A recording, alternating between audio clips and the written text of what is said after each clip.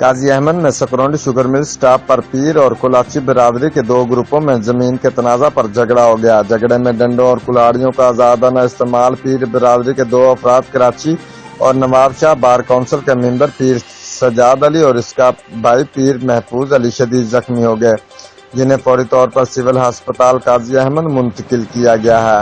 ہسپتال میں زخمی ہونے والے پیر سجاد نے میڈیا کو بتایا ہے کہ ہماری سروس زمین سکرنڈ شوگر مل اسٹاپ پر ہے، جس پر ہم مارکیٹ دکانیں بنا رہے ہیں۔